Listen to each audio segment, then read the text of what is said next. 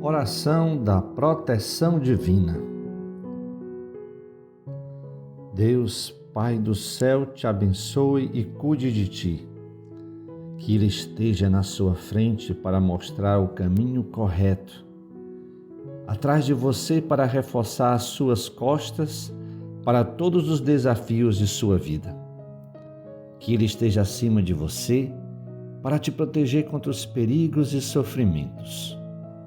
Deus esteja em você como chama ardente, que a luz dele ilumine sua vida e te aqueça.